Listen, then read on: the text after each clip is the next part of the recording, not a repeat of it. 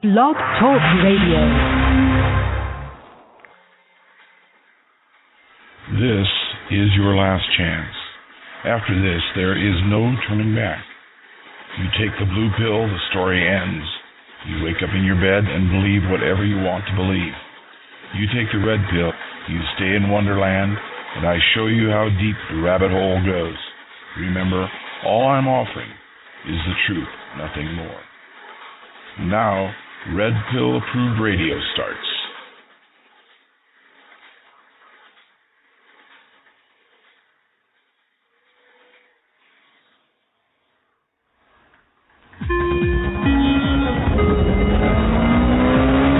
Rational. Propaganda. Media. Radio. Welcome to Rational Propaganda Radio. This is your host, Jason Tillman. How are you tonight? I'm doing pretty darn good. What we're going to do is we're going to we're waiting on our co-host, Anon Aaron, to call in. We had a documentary we watched on Netflix, and we'd like to review that tonight for you. One of our first show was just last week, and we had some pretty important interviews. So one of the things that I think that we need to get out of the way is why. Why did you call the show Rational Propaganda Media? Isn't propaganda a bad word? Well, I think it's been used as a bad word.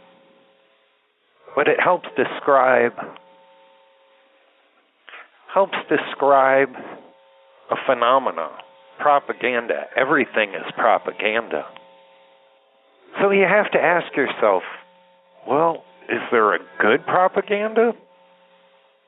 Well, that's where it comes in, this rational propaganda. The idea is to find out. We're going to take some of the most difficult problems that our country is facing today, and we're going to analyze them. We're going to analyze them, and we're going to ask ourselves this initial question. Is this propaganda that benefits me or benefits of the people in our country? I think that's an important question to ask. Aaron, are you there? I'm here, buddy. Well, welcome. Welcome. How are you today? I'm doing good. How are you? Man, I'd be excellent. I'm out here talking with you and these wonderful people who decide to listen in on the show. I mean, how can it get better? I know. I was trying to explain the concept of the show, the name of the show, Rational Propaganda Media, because we didn't really get around to that last week. Yeah, we kind of skipped over that a little bit, trying to get, jump into the show and get a kind of an understanding of our general format. Well, having these wonderful guests that we did last week, boy, I think that really made a much better show than me and you just wrapping around on ideology and different political propaganda. Well, you and I have been, we've been talking about stuff for well over 20 years now. And the interesting thing is, even at our young age of 41, we still have plenty of stuff to say. So, well, I think it might be better because in my 20s, I can't speak for you, but in my 20s, I was filled with angst, anger, hate, and along with all that, of course, misery. Yeah.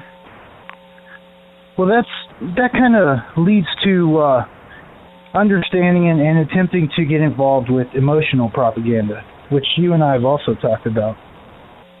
And I know that you started out trying to explain rational propaganda, and, rational propaganda is the thinking man's propaganda. It's something that you you try to understand the deeper implications of something rather than just moving, purely on emotion.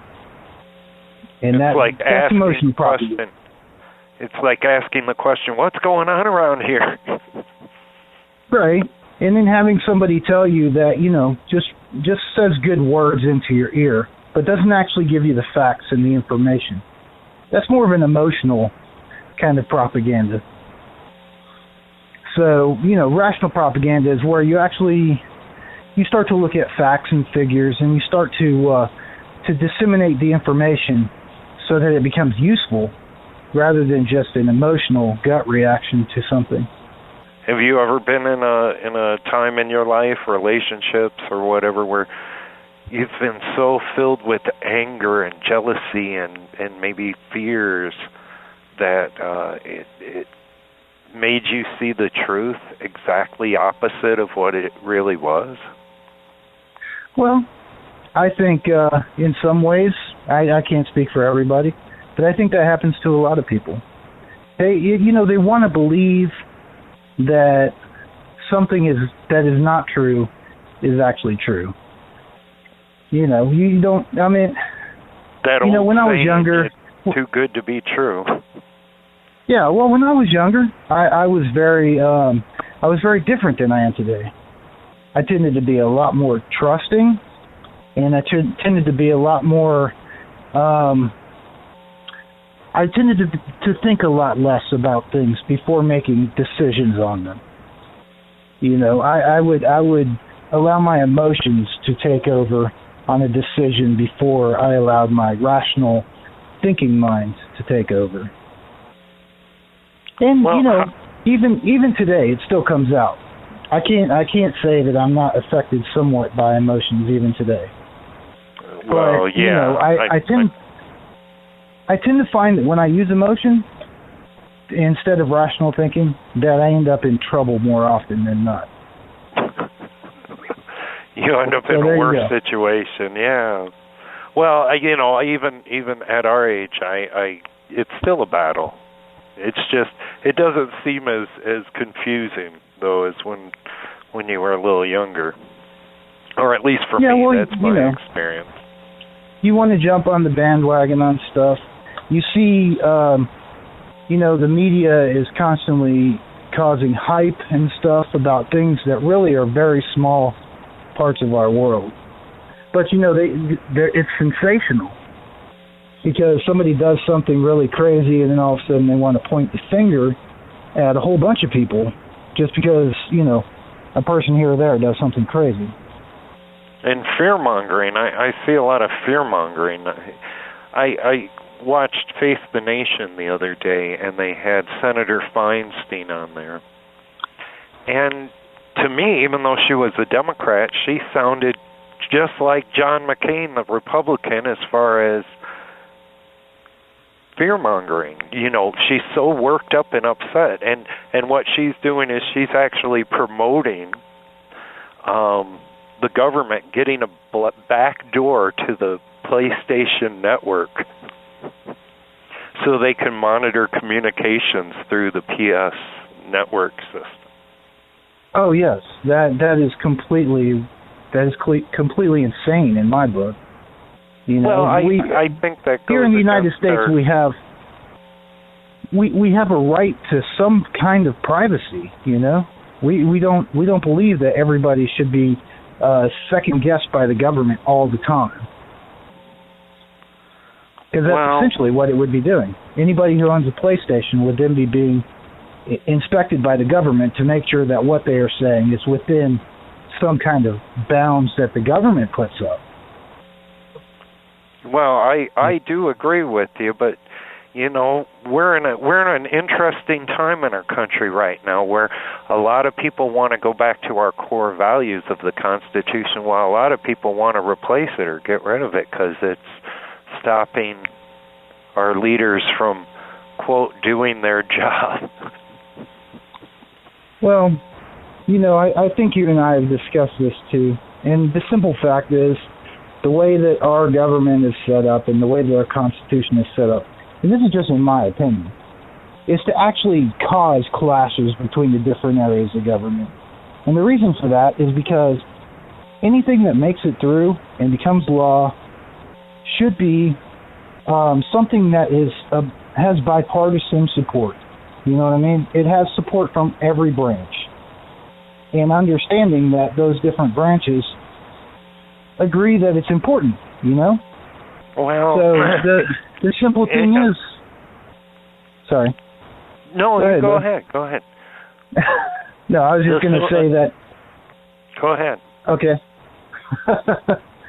I was just going to say that the simple thing is that I think that our government was set up to be in a constant state of conflict with itself so that it didn't overwhelm the ability of the people to make the decisions as opposed to the government to make its own decisions.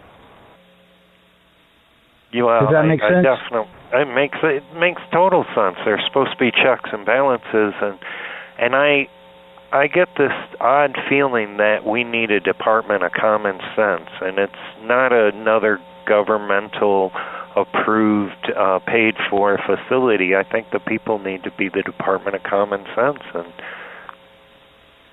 and help the government make better decisions. And as far as you say bipartisan, bipartisan, that sounds great, that, because like me and you, we're having a bipartisan effort on this radio show, sort of. But bipartisan, we go back and forth. Yeah, but it seems like bipartisanship on the Beltway is something that one side uses to compromise their own morals, while the other side uses it to compromise their own morals.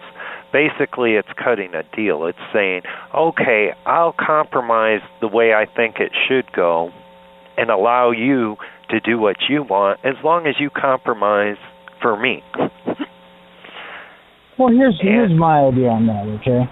First of all, the each party is going to decide what is its core values. You know what I mean? And they're not going to compromise. They're not going to compromise on the core values that they already have. So the simple thing is for the parties. Oh, I understand, but they have because that's what they feel is necessary. Well, for example, if a party really believes bipartisanship to me is not compromising on my core values. If I believe in the Constitution and I believe in our privacy, then I don't just want to preach it. I want to actually, be that way and give people their privacy. Oh, I understand. You know what I'm saying? And just because I want to do something and you're going to help me do it, a real constitutionalist wouldn't compromise. It's like that old saying. I've heard this saying a lot within my political involvement, that I may not agree with your speech, but I'll protect your right to say it. I agree with that completely as well. It's just now we have a government that might have a bipartisan effort by using fear-mongering and fear and hate and all these other non-rational emotions to stop press organizations such as this little independent hole in the wall that we have here. Right. There's a lot of blog radio shows, we're like one of, I don't know, I'll take a guess, 1 million? There are probably quite a few. I would agree with you. But core values, I want to get back to core values because it seems like us as humans, we adopt core values because they make a lot of sense and we get educated in these core values. But as time goes, we kind of naturally move away from our own core values. Or we move closer towards them. I think it can go in either direction. I think you have to spend some time on it. I think, like, I've heard this where you have, things that you want to do, stay positive or, something like that, and you write it down. And every day You wake up, and you go to your dresser or wherever you keep this piece of paper, this note card, and you remind yourself, hey, I am important. I do matter. You know, it's important to stay positive. Whatever your core values that you want to achieve, I think it's very important. And you can see this, especially in religion and politics.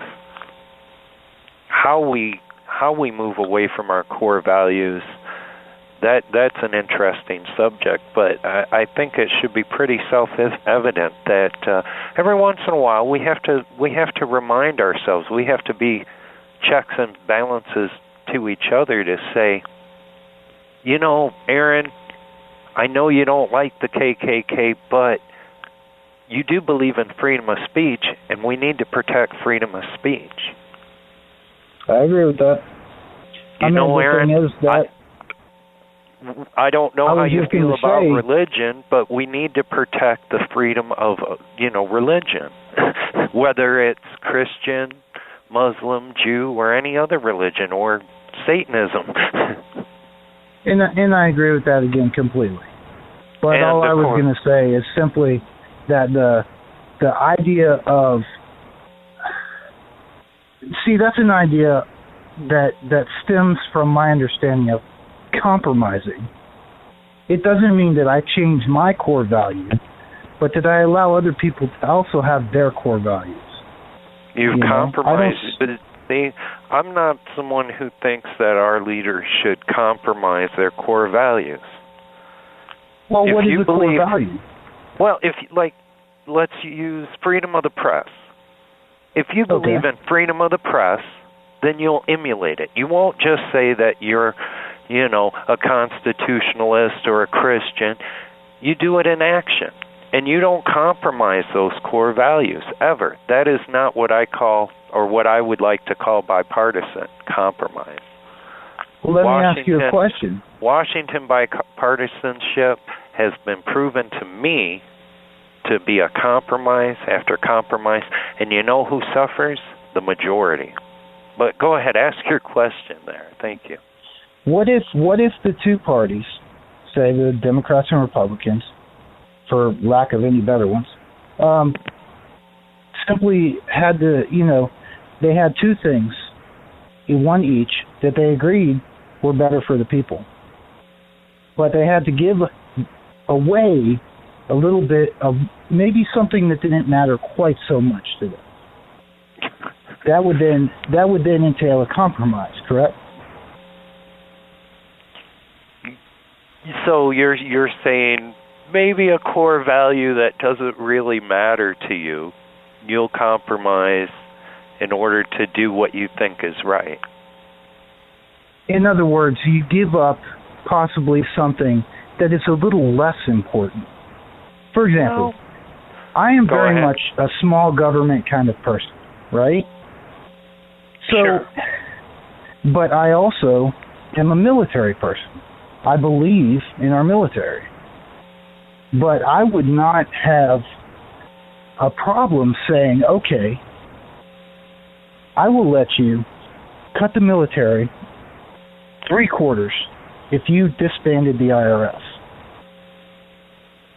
See, so I'm all for a strong military, but I'm all against taxation. So I would completely be willing to give up a little bit if you also give up a little bit. Well, and then we somehow reach a consensus. I think that would be a positive on both ends, and from my perspective, I'd be all for it. However, I understand. what if it compromises something that you really do believe in, like say our freedom of the press? What if they said, okay, I'll tell you what, Aaron, independent news journalists can no longer, you have to be certified, you have to get a license, and we'll get rid of the IRS for you. And, then would you compromise your morals? Because that is such a deep belief and a deep value in my system, then I would say no. I'm not going to compromise on that particular subject. I encourage you, like I encourage all of our listeners, to, if you have a good moral system, remind yourself of why you have those morals and why they're brutally important. Well, like our right to privacy. There's good logical reasons why the people's right to privacy is very important. And we've seen that played out in recent years in our country, because we could get onto that subject on a different night, but I agree. That could be a whole show all by itself. Yeah, oh yeah, gosh, yes. But I think... Because you and I do have some areas where we are not in direct agreement. I mean, we've been friends for a long time. But we shouldn't be, but that shouldn't stop me from respecting you, and to also protecting your freedom of speech and whatever else, religion, to protest.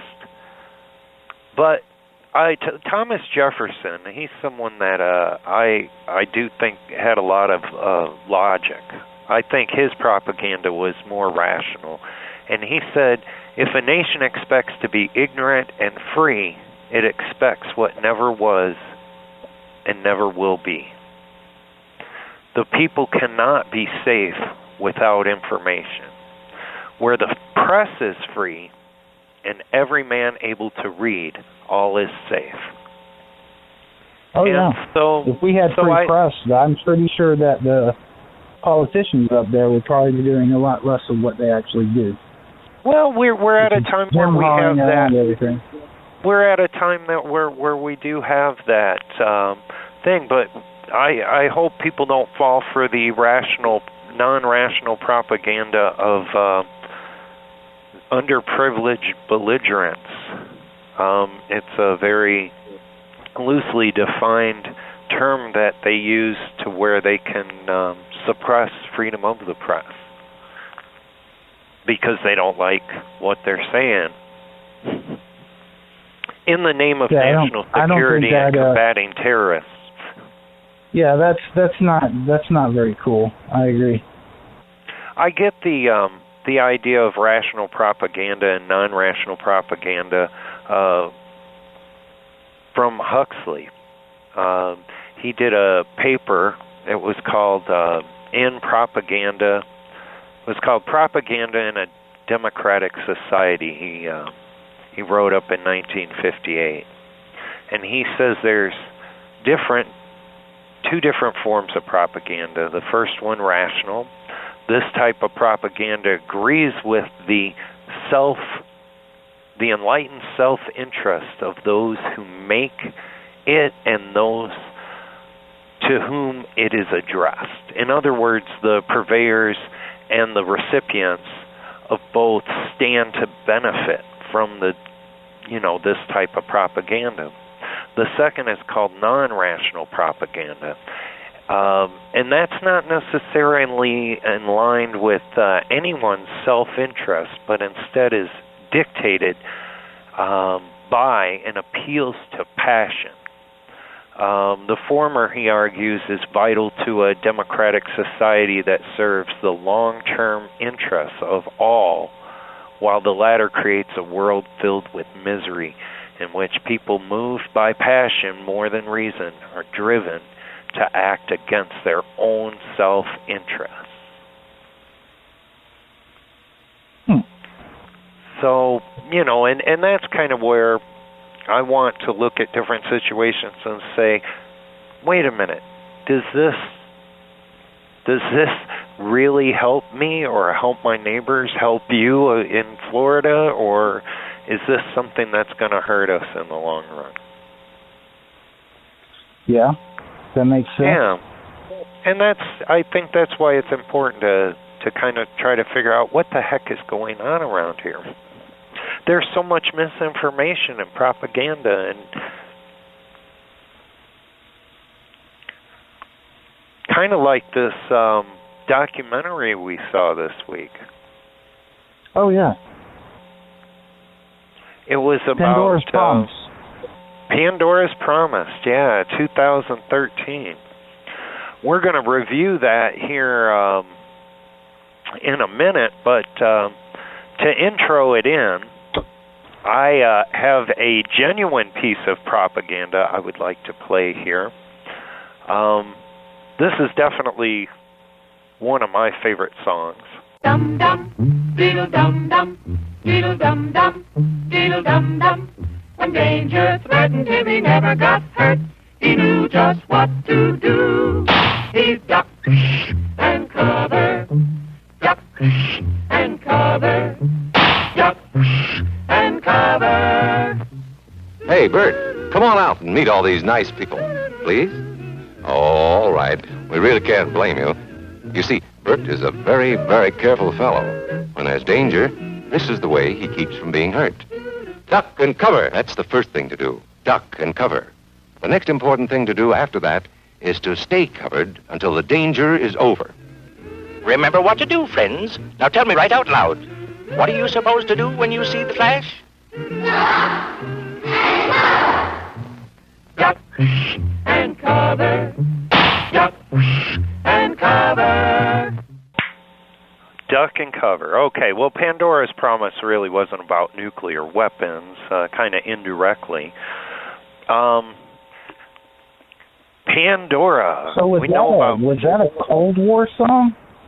There was Duck and Cover in 1951. Yeah, it was a Cold War song that they used to play in school because if we were going to get attacked by a nuclear weapon,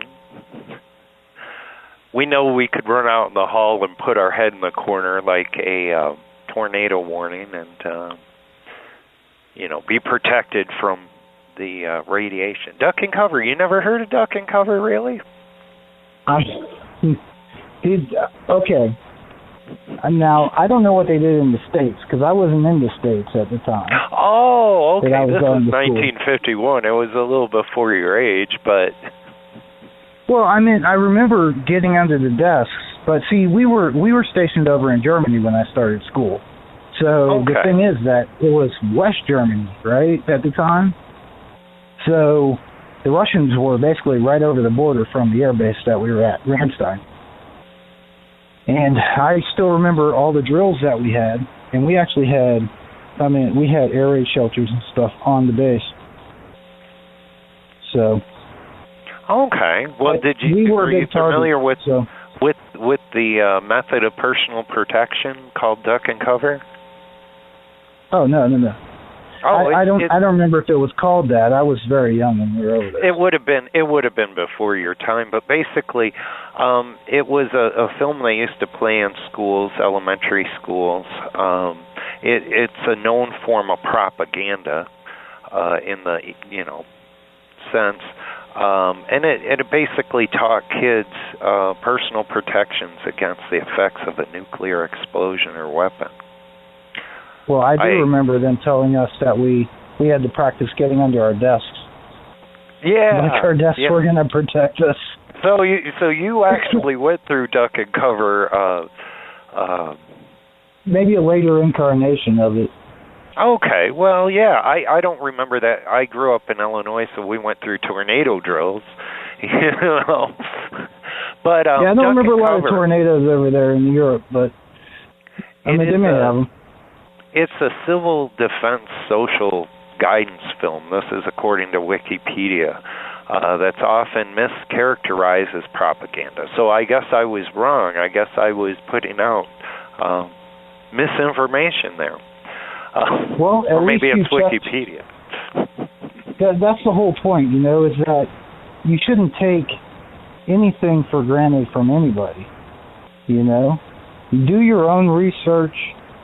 Learn about stuff on your own. You listen to the show and then go check something out. And make sure that, what we're saying is not propaganda in itself. I think we need to be, we need to have checks and balances. So if any listeners are out there would like to call in before or after the fact, we broadcast Mondays at 6:30, that's Arizona time, 7:30 in Florida over there in the Panhandle, so that's Midwest. But the number to call is area code 323-870-3961 to call in and fact check these these crazy two lunatics over here on the show. So please feel free to fact check us and say, wait a minute, duck and cover isn't propaganda. But anyway, we need to get... Anybody who wants to discuss something and wants to disagree, that's what it's all about. Is sitting down, talking about it, trying to be rational about it. So I would say that if you have a question, if you have a misunderstanding, call in and see what, if we can talk it out. If not, then find your own information and, make a difference. Because that's what rational propaganda is. It's thinking about stuff. It's questioning. Really thinking about it. It's trying to break the skin and open peel that onion and kind of figure out what the core of the situation is and to try to decipher misinformation. But we definitely welcome fact checkers, and as far as talking to an echo chamber, there's no fun in that. I need to know where what I'd like to know is what I'm not being rational about. We'll get on that at another time. Yeah. I agree. That's another deep subject. That's a whole other episode. So, but again, there you go. We've already got 3 episodes so far this episode. Yeah. So if you think Aaron or Jason here is being non-rational and maybe lacking the reason and logic that we need in our political landscape today, please call in. Area code 323-870-3961. So, anyway, Pandora's Promise isn't so much about nuclear attacks. It's indirectly has a part of that because basically what it's claiming is that it is a pro-nuclear power documentary that was presented by Impact Partners. It's a Robert Stone production and a Vulcan production, and it's also a CNN film.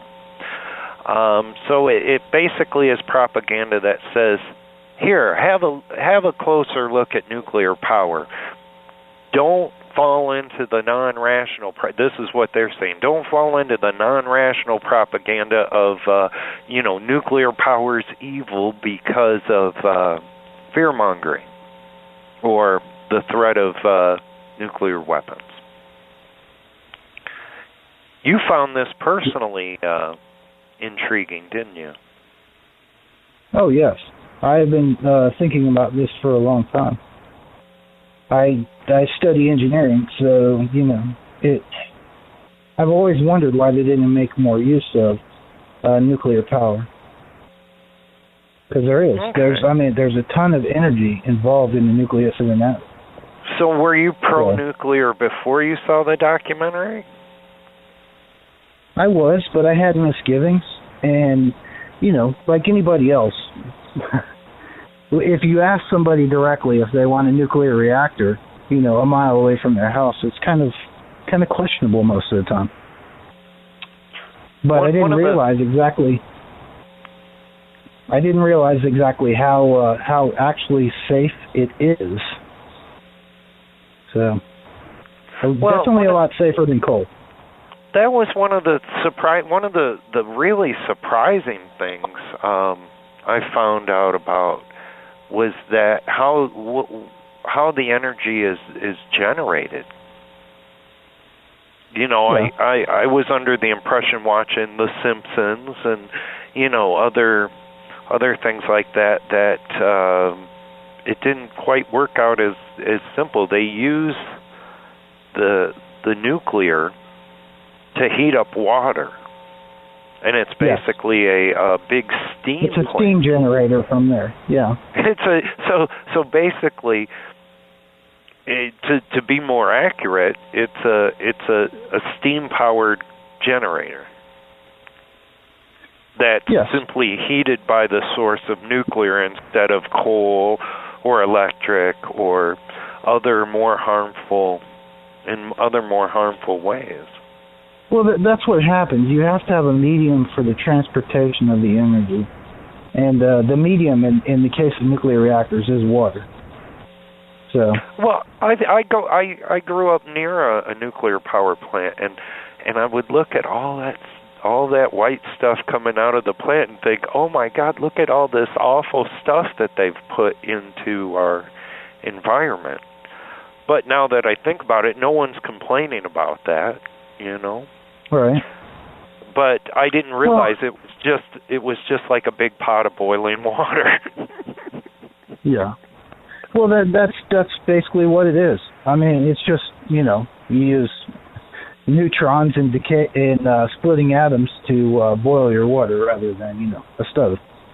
Well, that part seems commonsensically rational to me. If we can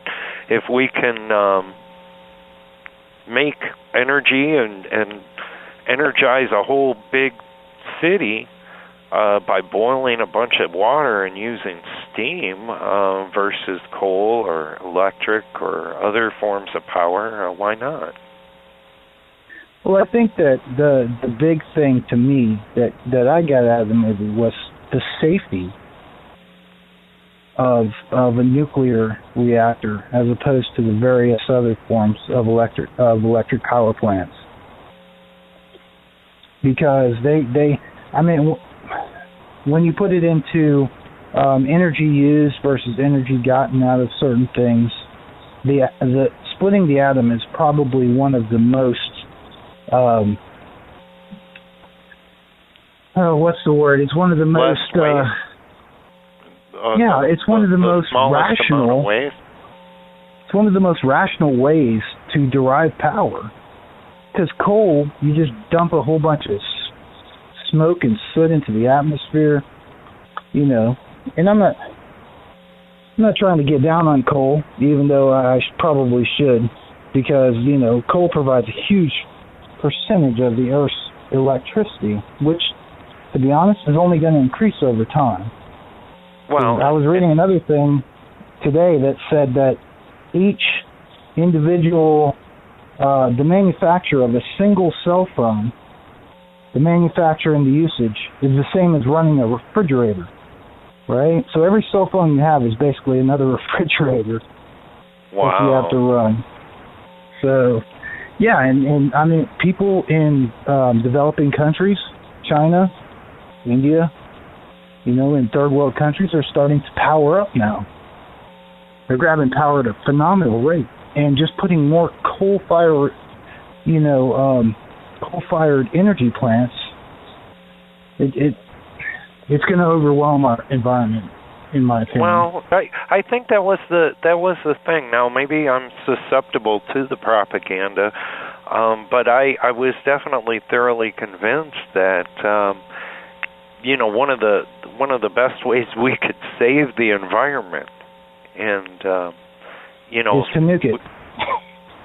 is to use nuclear power. He said 1 pound of uranium, which is about the size of a fingertip, was the equivalent to 5,000 barrels of oil.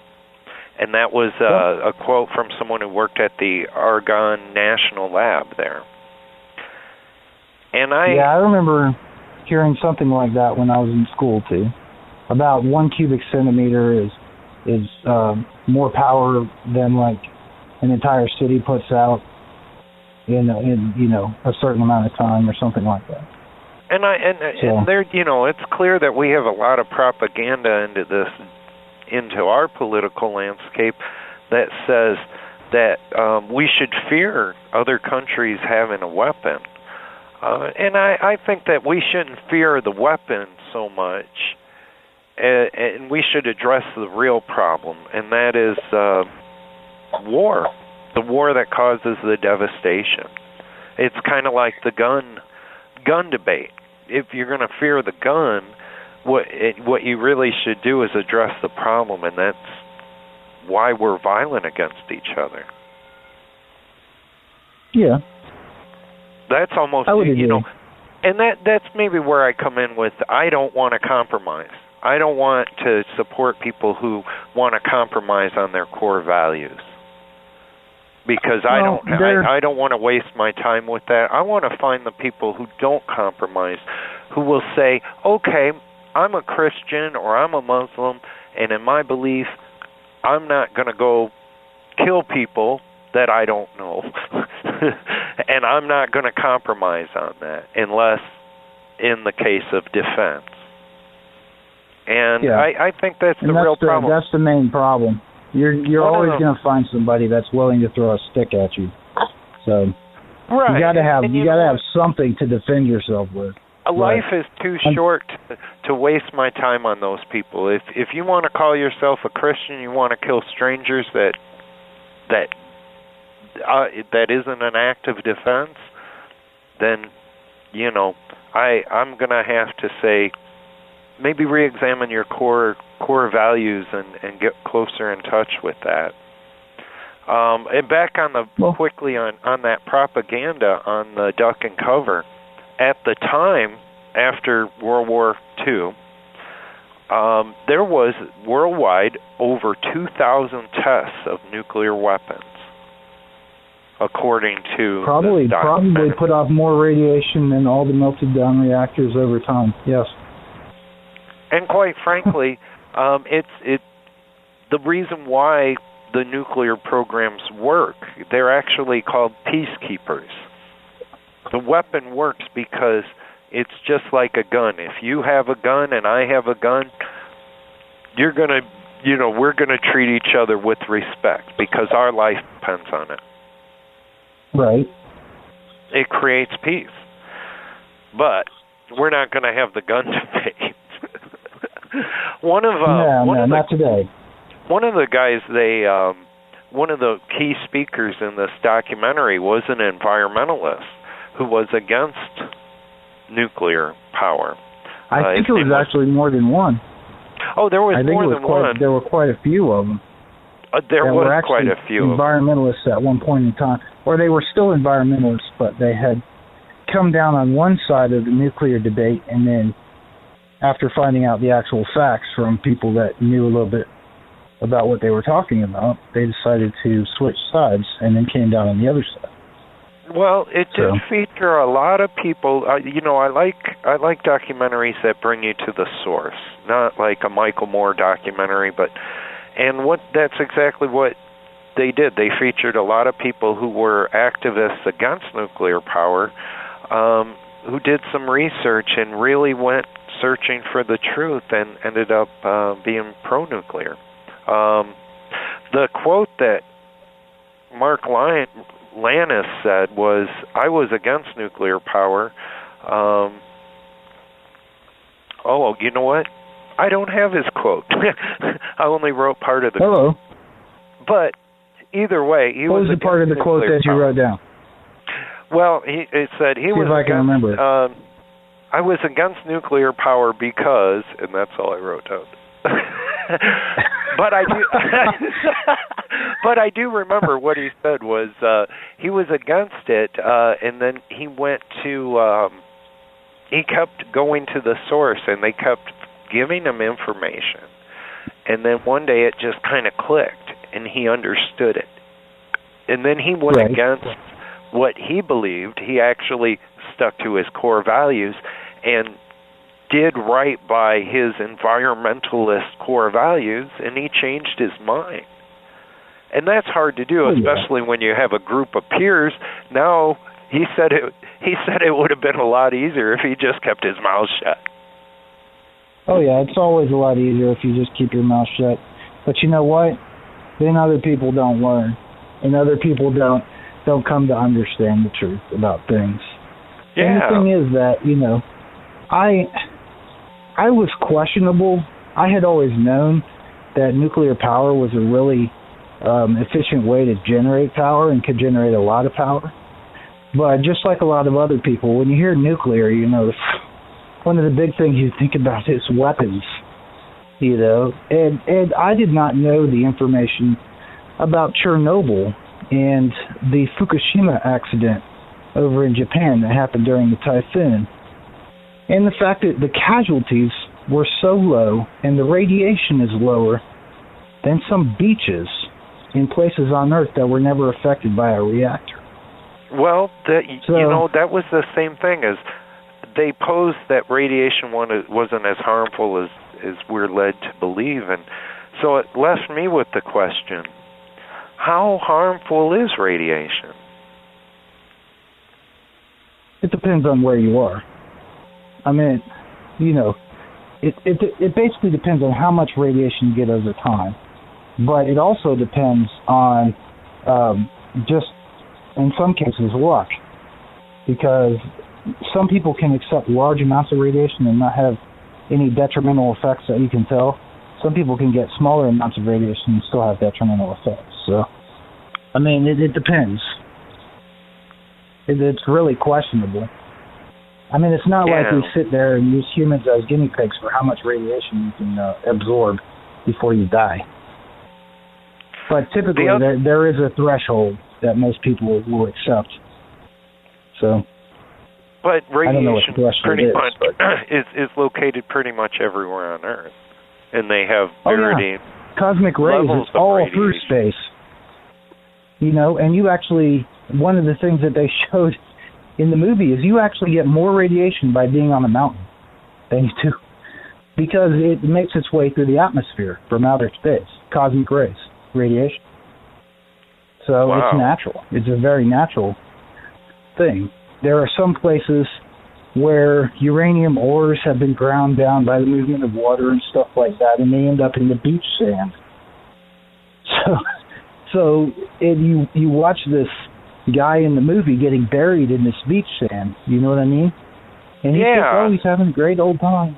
And then they used the Geiger counter, and they showed that the radiation was like considerably higher than at these locations that are now abandoned because of meltdowns. Yeah. It was like 5 or 6 times higher than what they were detecting right next to the reactor at Chernobyl. And see, what a lot of people don't understand about Chernobyl is the only one of 4 reactors melted down, and the other 3 reactors continue to be used up to the present day. Or I'm sorry, I think it was they shut down in the 90s or something like that. Well, the accident happened in '86, and the other 3 reactors were still used into the 90s.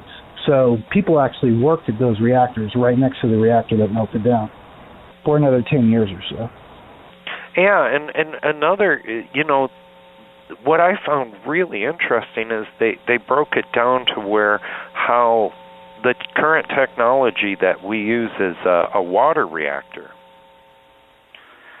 And basically, how the documentary explained how we got to using water reactor technology was because of the people who run our utilities know very little bit about how these things work.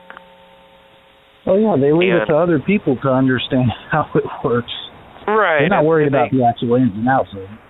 Right, so it basically got marketed before it had time to cultivate, and we were able to learn from our mistakes, and they posed this technology called a breeder reactor that puts out very little bit amount of waste, and the only reason why it's not an industry standard is because it was sold pretty much globally before we could mature on this technology. And then with I think the technology was originally used, according to the movie, it was originally used for submarines, for United States submarines. So they used it as a submarine reactor for nuclear-powered submarines. And then something about Eisenhower, during the Eisenhower administration, he sent a delegation over to Europe because he didn't want to get,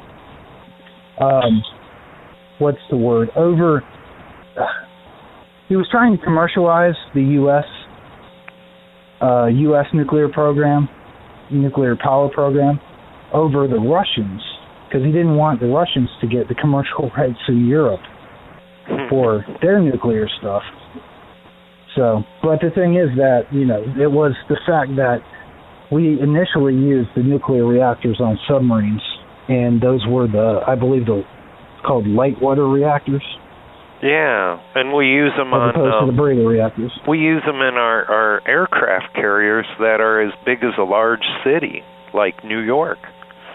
Yeah, but they make maybe not as large as New York, waste. but there's enough put out people so much populated waste, on it's an ridiculous. aircraft carrier that it would make up a good-sized city, though. And I'm sorry, Yeah, I would you say say there's about probably waste? about 3,200 people on an aircraft carrier or something like that. But yet they trust There's them a lot on of people. these aircraft carriers, full Yeah, of all they have these their own ice cream shops, from what I've heard.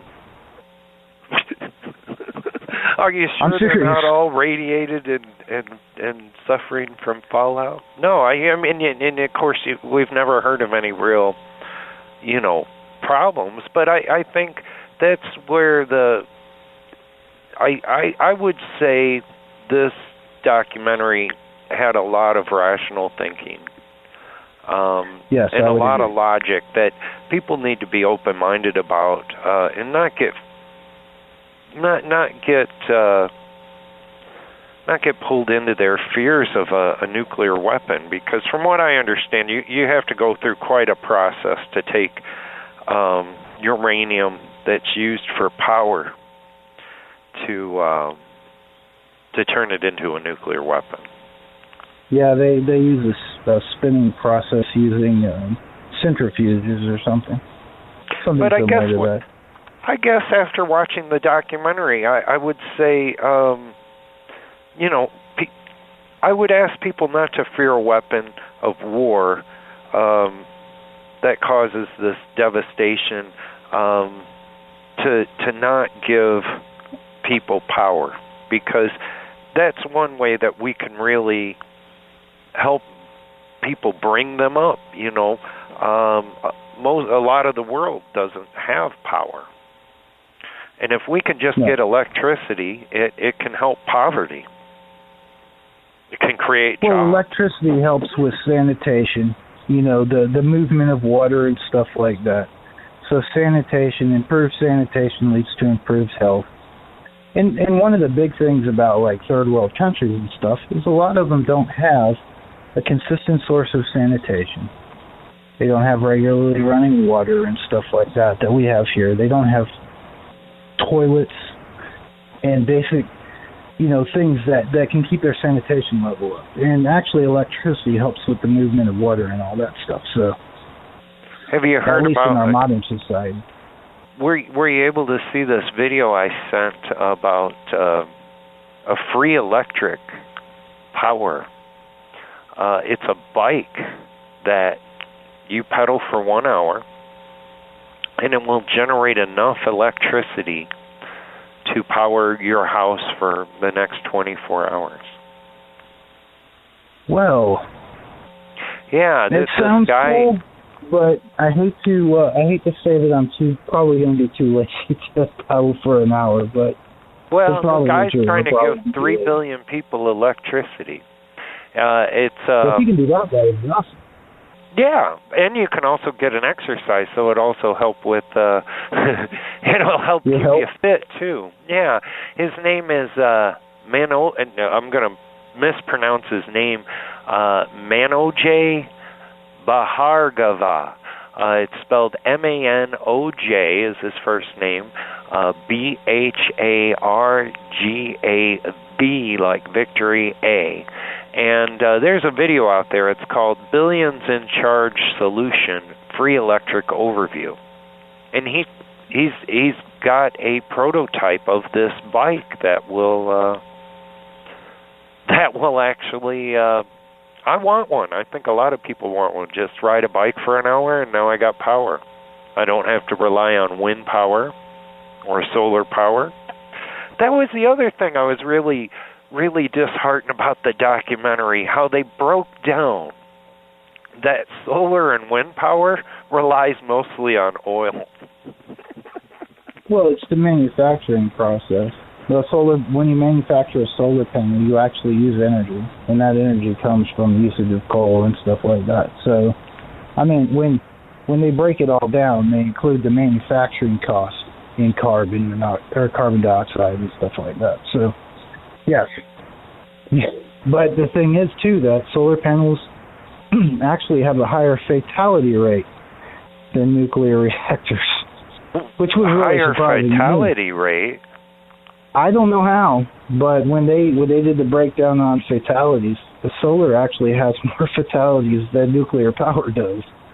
Well, I don't know if they get up there and fry themselves or what, but it has a higher fatality rate. It also kind of broke down that to make these solar panels was kind of it was more hazardous to the environment because of the materials you'd had to do. And I've heard the same scenario with electric cars.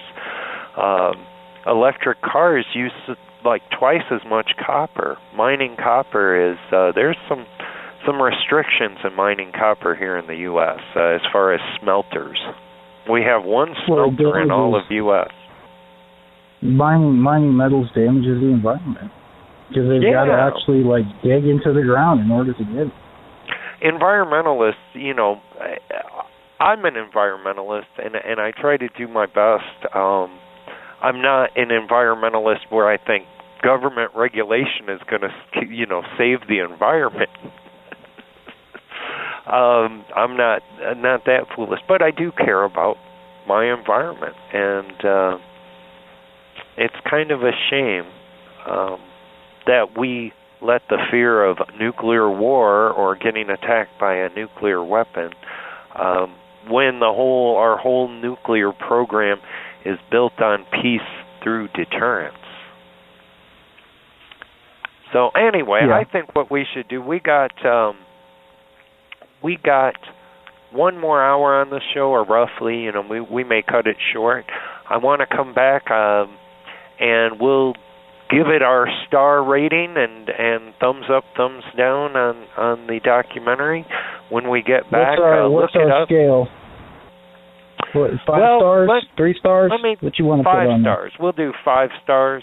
And we encourage you to look it up online. If you have Netflix, it's called Pandora's Promise. It's a 2013 documentary.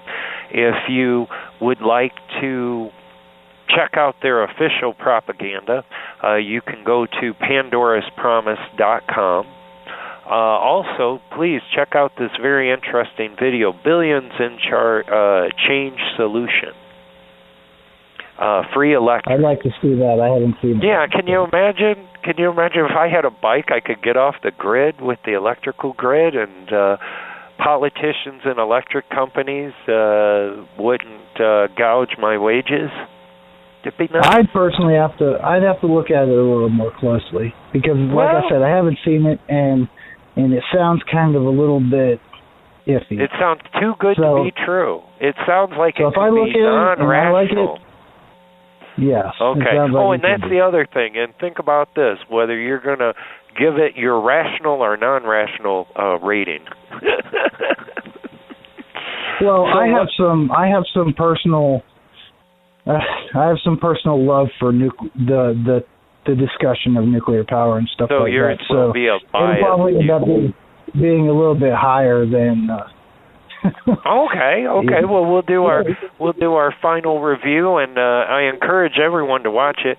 Also, if you want to know more about nuclear weapons, and you're in the Arizona area, south of Tucson, I encourage everyone out there, all our 3 viewers, including the Cocker Spaniel, to go down to Green Valley and visit the Titan Missile Museum. It's the only missile museum, only missile silo that you can actually visit in the country, and it has the Titan II weapon, and they explain all they went through at that time of the Cold War. Great tour. I'd love to go down there. I've already got 2 previous video productions on going down there, but I'd like to go down there again and try to produce something sometime in the future if I could ever find the time. Aaron, you'll have to come and visit. You'll have to come and visit. I'll take you. And we want to have you seen the cost of airplane tickets lately? I'd have to drive. It would be cheaper. Oh, you know what? You could get an energy-powered bike and then ride it for an hour, and it'll drive you the rest of the way there, maybe. Oh, wait, we're talking about the future. Where's our flux capacitors and our core? Yeah, I know. Warp drives. I don't know. It just the problem is that all these here. Well, all these environmentally friendly things, they don't make the same amount of money as, other commercial projects. So, and they should, Okay. because they help to save our species and other species on Earth. So. Well, that's why we need more rational propaganda. I wish it paid I agree, more. buddy. No one wants to Yeah, hear it. I same want to here. get all worked up and pumped up by adrenaline. We also want to thank Arizona. I'm sorry. I love having fun with you, man. Thanks for co-hosting the show. So, anyway, we want to thank one of our sponsors, Arizona Daily Independence. And then after that, we'll have a musical interlude, and we'll be back in about 5 minutes. So please feel free to go away, but come back. Or fast forward if you're listening to a podcast.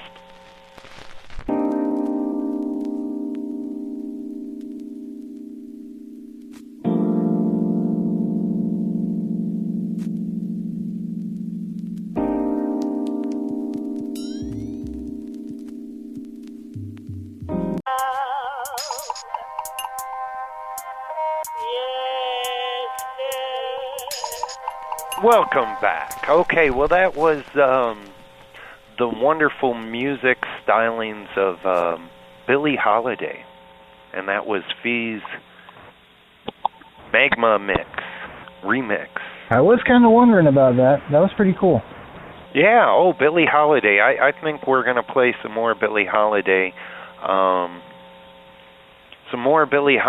the show, because she has a wonderful voice, and she's public domain music, so I'm allowed to actually use it. So Rational. Propaganda. Media. Radio. And we're back from the break. Woohoo! So this is it. Pandora's Promise. I think I already know what you're going to say. Is it rational or non-rational? It's relatively rational, but it's a little bit non-rational. Okay. Yeah. I would say that my rational analysis would be about a 4.0, but my non-rational analysis would be about a 4.5. So okay. I added a little bit of my own emotion in there. So. I thought overall it was rational propaganda. I think it's something that energy is important to everybody, even environmentalists who carry cell phones and drive cars and use plastic things made from the same oil that they're against. But just for the fact that big oil companies promote solar power and wind power because it's to their advantage, I would definitely say I would like to kind of break the skin and see how solar and wind power help the oil companies, because if it's benefiting the oil companies, well, then maybe solar and wind may not be the route that we want to go.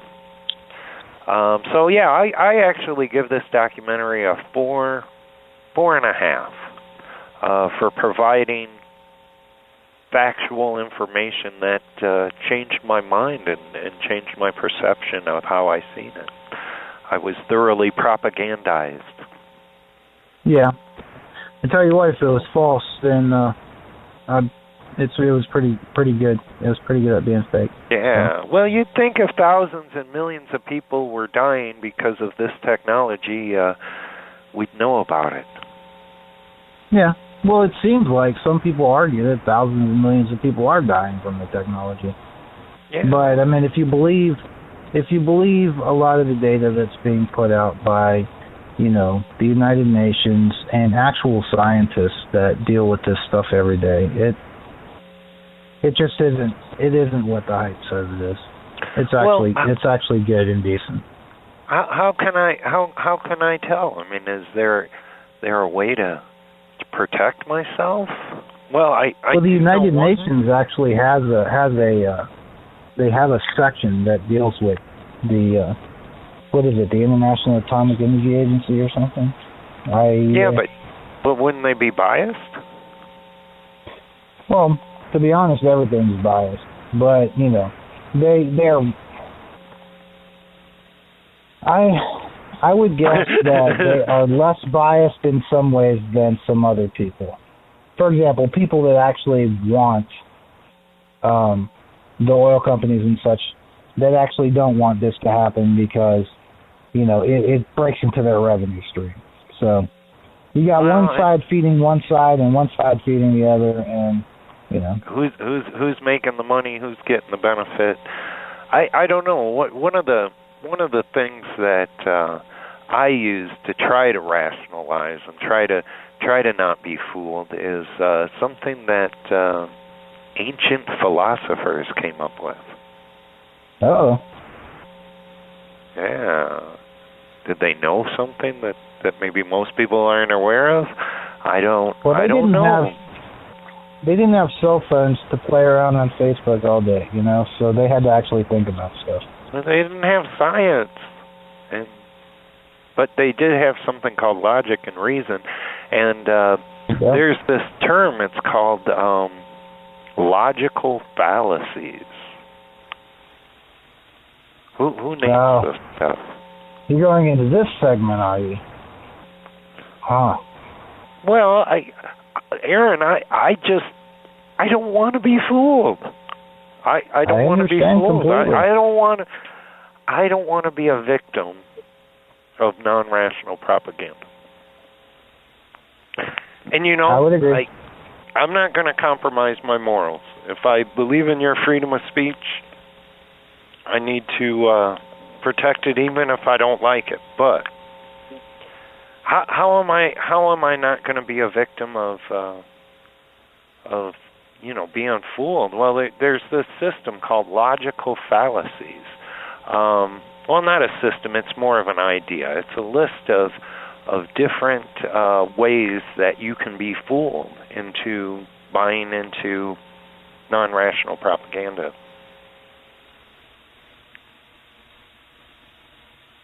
Well, explain it. Let me know. Well, I'm interested. Let me explain it to you this way. I will not come up with my own explanation, but I will check the Wikipedia. Oh. Propaganda in itself, open source propaganda. This is what I do like about Wikipedia. People will say, "Oh no, Wikipedia is all full of crap."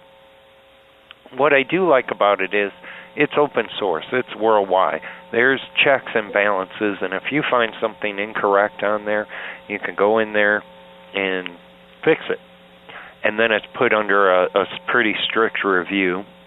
And it's also reviewed by the general public. So it's, and people do this without getting paid, so it's hard to be biased. But maybe we'll talk about Wikipedia another day. There's a good TED Talk on it.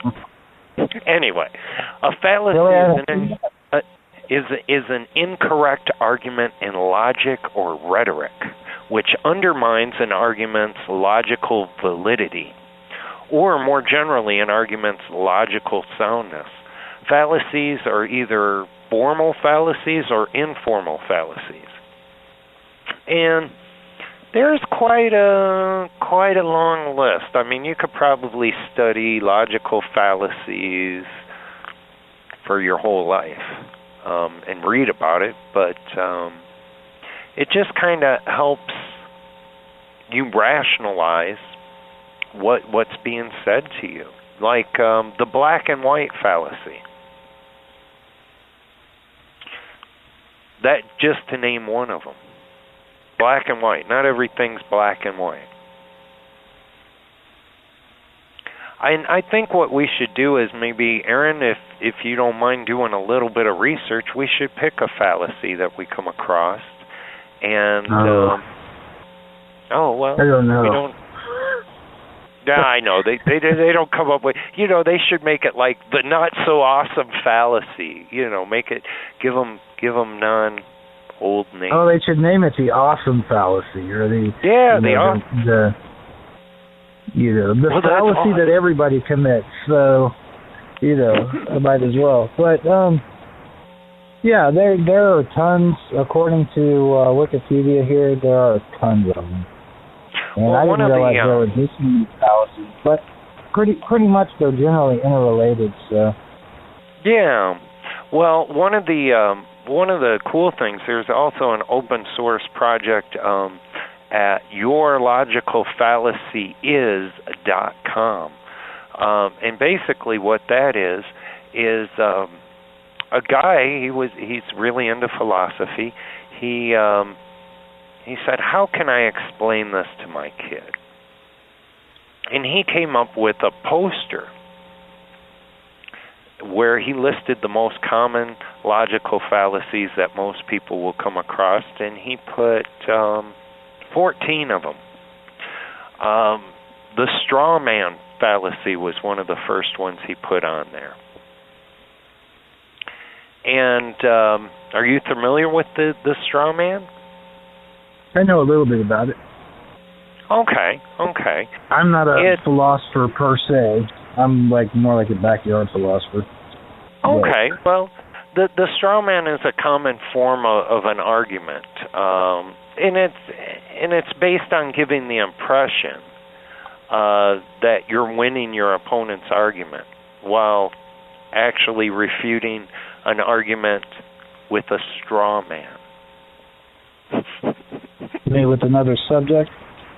No, it's kind of like if I had an argument with you, instead of actually having an open-minded debate and argument, I work with people's emotions to get them all worked up.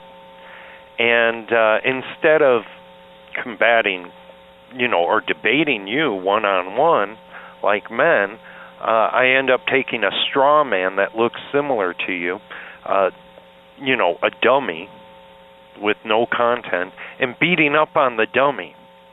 And everyone looks up and they're fooled. They think I won the argument because I beat up on this dummy by avoiding you altogether. And it's really one that you find common.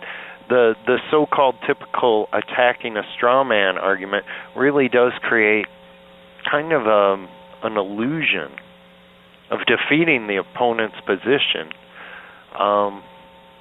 But it's kind of a smoke and mirrors kind of thing. Wonder if I can get a good example. Let me see. Examples. Here we go.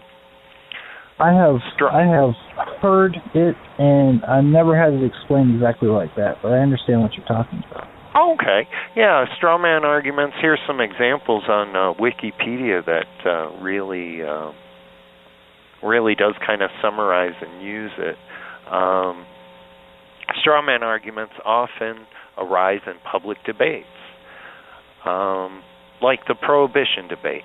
A, we should relax the laws on beer. Then the other person says, no, any society with unrestricted access to intoxicants loses its work ethic and goes only for immediate gratification. The proposal was to relax the law on beer. Person B had exaggerated this to a position that it's harder to defend. Unrestricted access to intoxicants. It is a logical fallacy because person A never made that claim to begin with. They were just like, hey, maybe we should relax it. Maybe we've gone a little too far. So essentially what person B did is they took their person A's relaxed the laws on beer and they expanded it to include all intoxicants and unrestricted access. Right. And then they attacked that idea rather than attacking the idea of actually relaxing the laws on beer. Right. I see what you're saying. So it made it look like they won the argument, and if you're not aware of this type of practice, the straw man, you might side with person B and might even continue and make that same illogical mistake yourself. I've heard it with the war on drugs. The legalization of stuff. A person A may say, is it fair that we can bust down someone's door and invade their privacy and then confiscate all that they've worked for, their house, their car, their goods, and go through every bit and then punish them, put them through court for smoking marijuana? And then person B would say, well, if you allow this to happen in our society, there's going to be accidents, car accidents all over. People are going to drive away, and that stuff is really, just crazy mad, just. Yeah. Looks like they won the argument, but they won the argument by saying, well, if we allow this to happen, that's also a fallacy. A equals Z, I think is what they call it. A to Z fallacy. Let's see for another example. It says in 1977, appeals to the U.S. bank robbery conviction, a prosecuting attorney said in his closing argument, I submit to you that if you can't take this evidence and find these defendants guilty on the evidence, then we might as well open all banks and say, come on and get your money, boys, because we'll never be able to convict them. Wow. Yeah, this says this straw man argument is designed to alarm the appeal judges. The idea is that the precedent set by one case would literally make it impossible to convict any bank robbers, which is pretty remote. I'm just overwhelmed by the actual number of different fallacies that exist here. Well, yeah. Once you kind of just on the Wikipedia page too. I can only imagine scholarly philosophical books that list all the other different kinds of fallacies, but my gosh, man. That's kind of why I like the yourlogicalfallacyis.com, because it does kind of break it down, give you your basic fallacies. Also, it's created by Jesse Richardson, Andy Smith, and Sam Madden, and James Gill. So they all collaborated. They all conspired to make this. The website's published under a Creative Commons attributive and non-commercial license of 2015. So you're able to post, you're able to print it up yourself. You can also order a poster through them. They'll send one out. And basically, here's what it says. Straw man. You misrepresent someone's argument to make it easier to attack. By exaggerating, misrepresenting, or completely fabricating someone's argument, it is much easier to present your own position as being reasonable. But this kind of dishonesty serves to undermine honest, rational debate. So the example that they give here is, after Will said that we should put more money into the health and education, Warren responded by saying that he was surprised that Will hates our country so much that he wants to leave it defenseless by cutting military spending. Right. So the straw man. So, but keep in mind on this, though, Aaron, there's one fallacy that we really have to be aware of when dealing with fallacies, and that is the fallacy. Oh, my gosh. The fallacy. Fallacy? Yeah, no. See if we could get our mind around this. This is kind of like dealing with sci-fi time travel. Yeah. Can anybody actually say anything that doesn't have some kind of fallacy in it?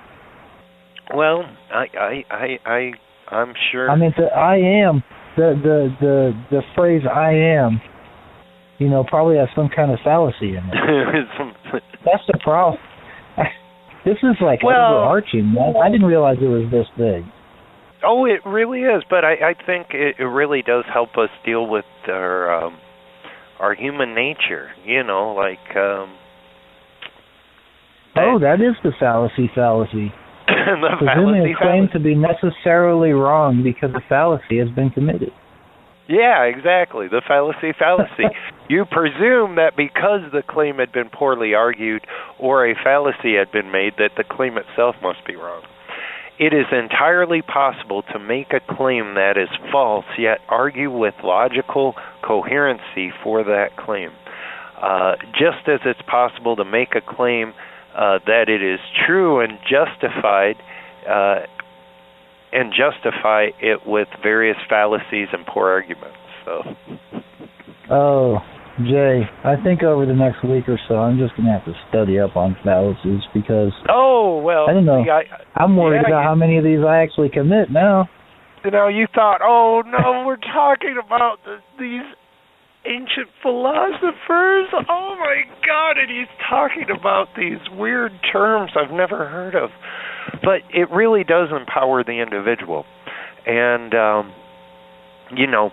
I think whether you agree with my politics or if you're on the opposite scale of things, logical fallacies is something that everyone should be aware.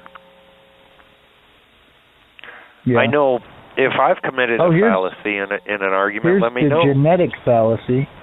The genetic fallacy is judging something good or bad just based on where it comes from or from whom it comes. Oh, I hear don't that judge a lot. the message, judge the messenger. Or I'm sorry, don't judge the message. Don't judge the message based on the messenger. That's basically that's saying. one that's pretty darn common. Because even though I may not agree with someone politically, that doesn't mean that I disagree with everything they say or stand for or their ideas. Yeah. And I think that's just as important as, maybe just as important as sticking to your core values. That especially if you preach your core values, and that is being open-minded enough to listen to someone you dislike in order to find some merit in what they have to say, or at least walk away with a better understanding, even though you still disagree with them. Yeah. I think Malcolm X said some wise things that made a lot of sense, especially when it came to propaganda and media and everything else. But for most of his life, he didn't say some wise. I don't agree that we should all be segregated. But that doesn't mean everything he said was bad. Right. So, yeah. I mean, if you judge everything that somebody says based on, the actual... Okay, what am I trying to say here? If you judge everything that somebody says based on how you feel about the person, that is falling to the emotional propaganda that we're talking about, because it's your emotions that drive that rather than your rational instinct. Yeah, and until you get to that point where you can set your emotions aside and actually listen with an open heart and try to understand what someone else is trying to break down to you, only then can you really put it in your mind, think about it, consider it, and then come up and make up your own mind as an individual. Yeah. You got to understand that everybody, too, has a background, and that background may or may not be like yours, and therefore it makes them a different person. But that doesn't mean that their rational understanding of the world is wrong or false. No. Well, what is wrong and false? It's something that each individual has to decide for themselves. Yeah, but my suggestion: do it with a clear mind and a clear heart. Yeah. But do you actually believe that there are ultimate truths? I mean, I know we got into this on another show earlier, but is there such a thing as a truth that is overarching everything? Well, it's hard to say. It's hard to say because basically you find truth by collecting data, collecting, facts, and then coming to your own conclusions. I mean, truth is subjective. The truth is based on the situations. The truth is based on the person. The truth is based on certain elements of your surroundings, or Because there are some cases like most people would say, and I don't remember if you and I talked. I think it was you and I that talked about. Most people would say that cannibalism is really bad. But then again, you've got people that have been trapped on mountaintops with other people that ended up eating them, eating pieces of bodies and stuff like that. To survive. Well, yeah, there's a truth. Where's in order to live, in order to live, you have to live off something living. I mean, food comes from life. Without the sacrifice of life, you can't go on. So I think that's a truth that really can't be argumented, except for in the case of maybe milk and honey. Then you're just living off of someone else's hard work. Well, even milk and honey are actually created by living things, so Yeah. Yeah. The only thing I can imagine that isn't actually created that we eat is salt. Salt is not created by living things, but you don't need that much of it either. Well, we need salt to live, so yeah. Yeah, but I mean, you don't need huge quantities of it, like protein or carbohydrates. Truth is such a big question. What is truth? So I wonder which fallacy I fell into with that one. The truth fallacy. I bet it's out there. I just see that. There was one that we were talking about earlier that actually kind of, a lot of these, it seems like they correlate at some look at, there's some kind of central point that several of these can revolve around. Like the ad hominem. You attack an opponent's character or personal traits in an attempt to undermine the argument rather than attacking the argument itself. Ad hominem? What? Is that like grits? No, homonym is... homonym, I believe, actually means the person. I think that's what it means, is the person. Because homonym, I believe, is the... I don't remember which case it is. It sounds Latin for human. So it means attacking the person rather than the argument. Okay. So that actually has some similarities to this... which one was it? It has some similar qualities to this genetic argument, the one where judging something good or bad is based on where it comes from or from who it comes. It seems like those have some similarities. I actually need to sit down and break some of these down and see if I can. Because I'd actually like to. You attack your opponent's character or personal traits in an attempt to undermine their argument. Right, rather than attacking the argument. Well, he's a white supremacist. What does he know about energy or the environment? Right. Right, and that would be an ad hominem attack. Because, it doesn't make any sense. The person could still know about, nuclear power or energy. And it's interesting how easily people do fall for that ad hominem. Because they're blinded by an emotional of hate or prejudice. So if you do share a quote from someone that they automatically have bad feelings about, they don't want to consider the quote or the logic or the information. Well, to be honest, I think that all that, and I know this isn't going to engender a lot of sympathy for my understanding of the world, but I think that a lot of people, I think that people in general, due to our nature, at one time as animals, we approach the world and we discriminate about things, and I'm using discriminate loosely, not in its meaning that seems to have a lot of negative political, but we discriminate things based on different traits that these things may have. But I think that appeals back to our natural instinct for survival and stuff like that goes back to the days when we were animals. Well, I still discriminate today. I mean, I'm not someone who's for discrimination as far as, skin color is involved, but I'm very discriminatory. Like in my rant about sticking to your core values and holding people to other better standards. If you're going to compromise your core values, I don't have time for you. I'm discriminatory towards people who don't want to stick to their core values and beliefs. Don't want to practice I tend to be, but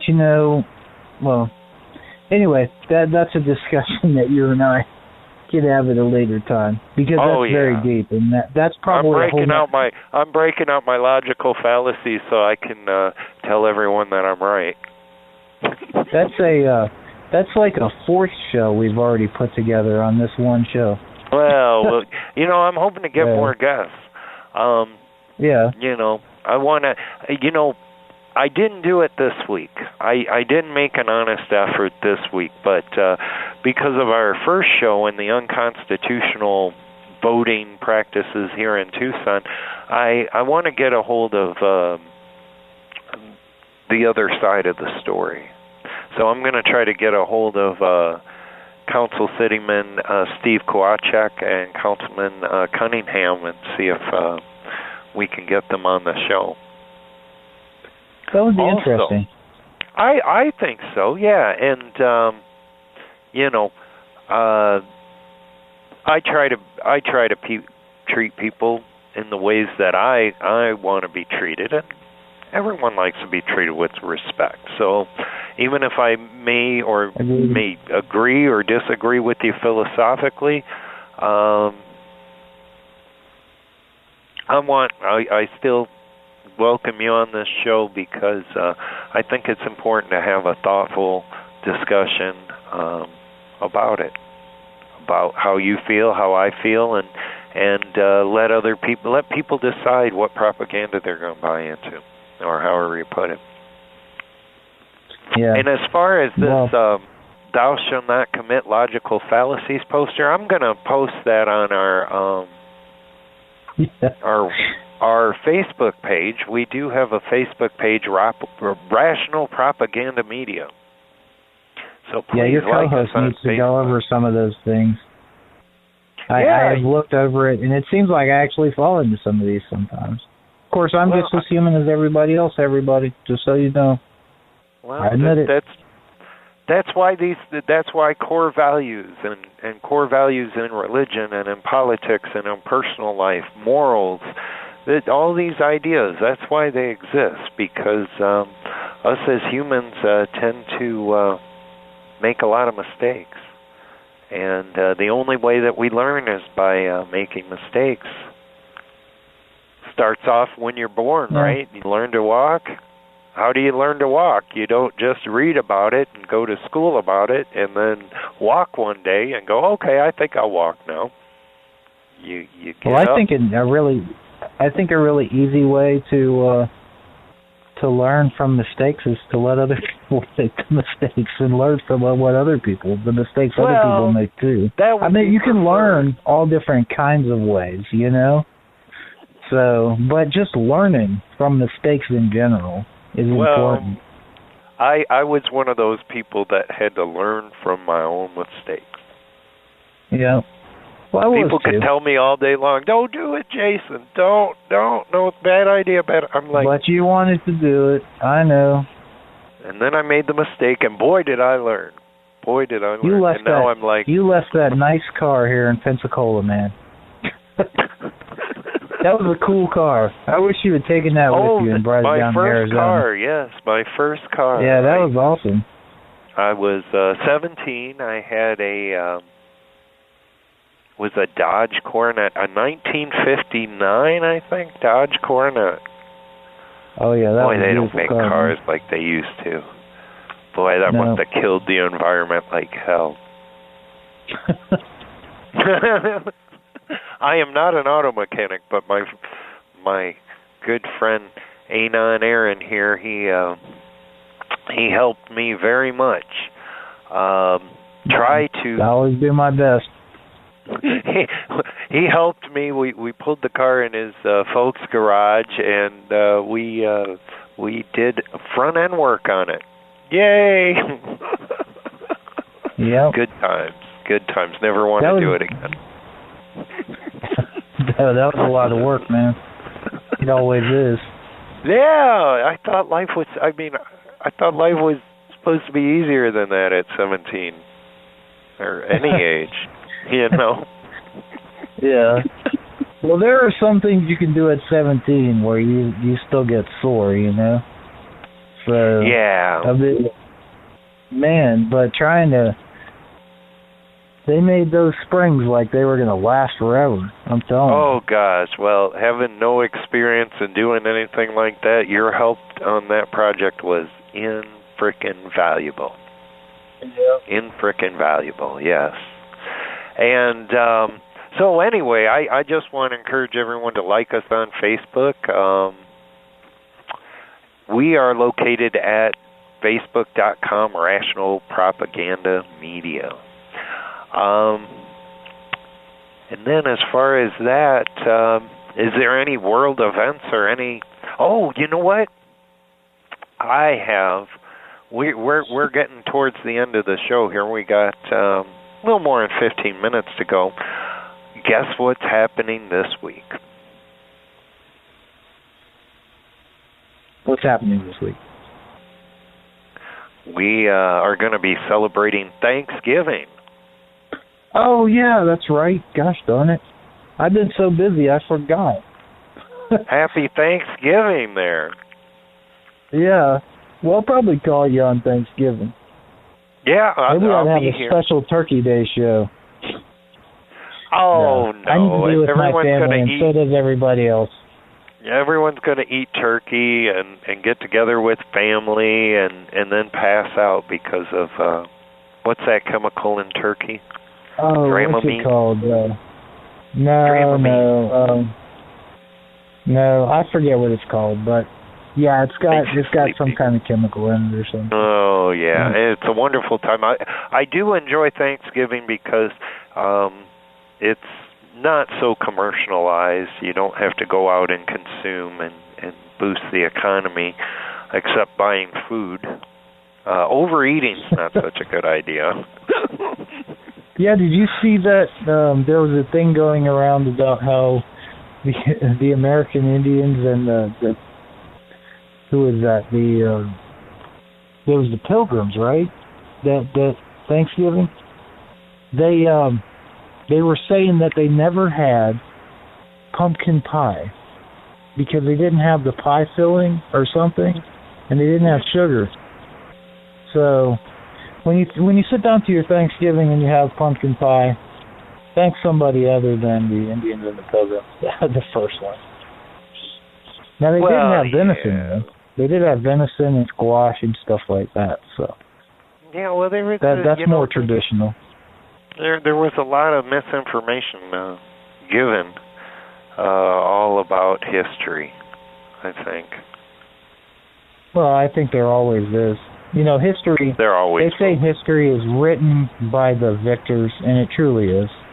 You know. You know what Henry Ford said? What's that? History is bunk. Bunk. It's bunk? Yeah. I don't remember that quote. But then again, I know everything. It was actually it was a quote by Henry Ford, and then it was used again in the novel A Brave New World, because they created a society, a perfect society, that run on the philosophy of Henry Ford, of all people. Wow. And that was their religion in the year of our Ford.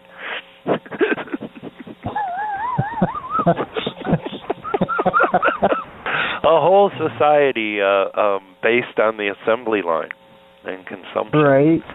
But you could get you got everything you wanted. You could have all the sex you wanted and anything else. The food, there was no disease, and you know. Yeah, but the problem is, once your assembly line was up, that was it. I don't know. But you know, with Thanksgiving coming up, you know, we're a political talk radio program here. But do you think it's a wise idea to talk about politics at Thanksgiving to family? I sometimes have problems talking about politics on regular days, much less when everybody's there to argue. Yeah, it's such an emotional thing. I mean, such an emotional politics and thing. religion are really deep subjects that, you know, most people cannot talk to other people on a regular basis. Don't talk about it at your Thanksgiving dinner with your family. Just leave the religion and politics cap at home. That's my suggestion. Stick to safe topics, like the weather. The situation is, for me, at least on the holidays and stuff, my brother is I wouldn't really call him a leftist, but he's definitely big on socialism. And I don't know why. I mean, we weren't exactly raised that way. My dad's a big-time Fox watcher. My mom's a converted Democrat, so she's big on Republicanism too. And I'm more of a rightist, but a very minimalist understanding of government and stuff like that. So I don't even know what you'd categorize me. I prefer freedom. That's about it. I think you're somewhere. If I had to categorize what I've heard you talk about, I would probably say you're somewhere between an anarchist and a minarchist. Oh, so no. I'm probably just on the other side of minarchy from where you're at, because I do believe in some, other than the fire department and, you know, the police station. But, you know, getting together with that kind of, it's almost like a bomb going off when we start talking politics. People start leaving the room, you know, stomping their feet. You see people's faces get red and all kinds of stuff. So. Yeah. So my suggestion, just leave it at home. Call in next week. Save your politics for those days when everybody isn't together. We can talk about it on this, and if you want to talk about your drunk uncle Frederick or whoever, you know, making an ass out of himself, then, you know, we could talk about that too if you want. Oh, you know what I forgot? I forgot to play the Pandora's Promise trailer, so I'm going to play that before we call it an end show. I will play that at the end here. Okay. Also, I have a Thanksgiving song. Oh. Yeah, I might cut it short. Turkey gobbling in it? No. Ah. It's a public domain song. It's the Hymn of Thanksgiving. So, remember, some subjects are not safe to talk about at Thanksgiving. Stay positive, be an optimist. Leave the politics and religion at home, and also family problems. That's why I brought up the drunk Uncle Frederick. May not be a good idea to bring up any dramatic family problems. Just make sure that you're thankful that you can be with your family this holiday season, and give thanks, and Celebrate. And some people enjoy can't. this time. So, I mean, one of the big things, again, that I really like to remember is the fact that, everybody that's with their families on Thanksgiving, there's a guy out there with a gun that protects your right to do that. So, with a gun? What? We're having a gun debate? No, Guns are evil. no. Guns are evil. There's a military man out there that's guarding the front lines, so we could go about our lives. So. Well, we're definitely thankful for our defense in this country. Without that, yes, we definitely could have a dictator come in and just, control people and. Well, without that, this would be an underground radio show, right? Oh yeah. Then we'd call it. We'd call it something else, I guess. The underground radio. Broadcast America. Yeah, Broadcast America. So, like just to kind of wrap everything up here, thank you for making it through the show. Consider what's rational, what's non-rational propaganda when eating from the propaganda plate. Yes. And please, look at the list of logical fallacies, because I will be doing it too. Boring. you were all against it. Then you broke the skin, and you're like, wait a minute. Whoa, there's something to this. He's not just a crazy... For those of us who would actually like to understand the reason that we argue in the style that we do, or to make better arguments, you need to understand logical fallacies. Because if you want to discuss things rationally, you don't want to have fallacies all in it. You know what I mean? Exactly. So. Exactly. And you can use it. You can use it to decipher BS from others, from politicians, from leaders, to your neighbors. But you can also use it on a personal level, so that way you can strengthen your own way that you think about things and see the world, and look in the mirror, see what you're doing wrong, and work to improve, to make that positive impact in the world that we live in today. That's my challenge. I challenge everyone out there to make a positive impact in the world we live in today. And definitely check out Pandora's Promise, whether you agree with it, disagree with it. It's an interesting piece of propaganda, great documentary put together well. I agree completely. That was a well-done documentary. Let me play the trailer real quick.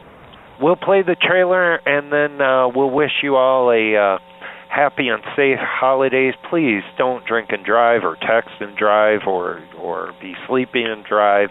Just do the best you can to drive safe and protect this world. So here's the trailer, Pandora's Promise. Assuming that the world continues to develop, we can have 10 billion people living high energy, resource intensive lives. How much energy is the world going to use? I've spent the entirety of my professional career working for the big environmental groups. To actually believe in nuclear power was, by definition, to be a dupe. The atomic radiation issue in Tokyo from the nuclear power plant at Fukushima Daiichi. 3 Mile Island, Chernobyl. We don't want a radioactive wasteland, whether it's from a bomb or a nuclear plant. The nuclear industry is a death industry. It's killing people and will for the rest of time. I avoided looking at the whole picture and only looked at the questions that seemed to prove that nuclear power was dangerous. The whole nuclear business was started for a bomb. And I think that put the negative side on it. I'm against nuclear, but what if what I've been thinking all this time is wrong? We accepted most of the basic ideas of the environmental movement. We're all going to start using renewables. Go solar.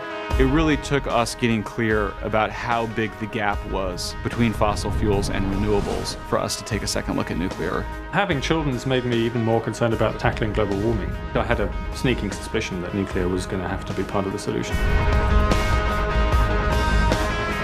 Most people kind of think we're going to be reducing our energy consumption. Actually, we just find more and more uses for it. This isn't just something you can brush away. We can have a world living modern lives without killing the climate. Loving your children is about loving the future and loving the world that they're going to inherit. Can you be an environmentalist and pro-nuclear?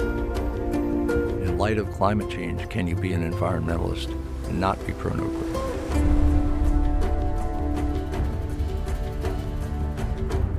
Well, there you go. Now, Aaron, what I'd like you to do is to keep me on check. I should have played the trailer before we did the review, right?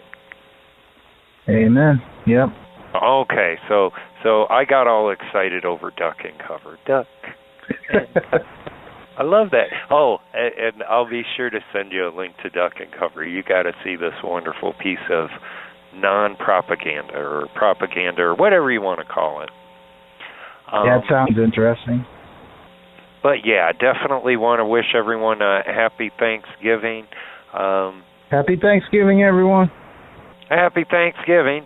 And be sure to tune in next week, Monday, 6:30 Arizona time, 7:30 Florida Panhandle time, and 8:30 Florida time. The rest of Florida past Tallahassee? Yes. Question authority, people. Question yourself, too, because you're your only authority that you really have control over. So how about we're just gonna question things every day? Question everything. So we're going to leave it with the hymn of Thanksgiving. Again, drive safe, people, and thank you very much for watching or listening. Don't drink and drive. Don't drink and drive. Thanks, Aaron. See you later, man. Happy Thanksgiving, bro. Happy Thanksgiving, man.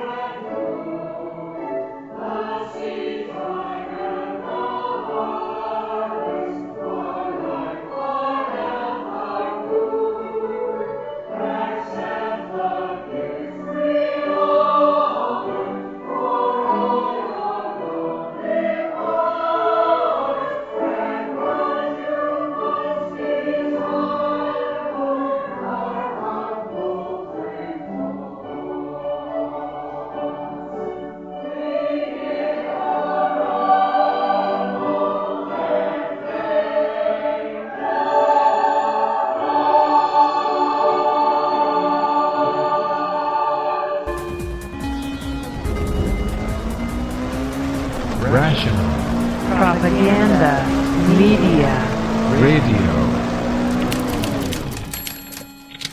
Red Pill Approved Radio is sponsored by the American Daily Independent News Network. The ADINN is committed to bringing you the Red Pill truth, be it local or national, focused on educational and political news. News is accumulated from the daily independent local media publications from around the country.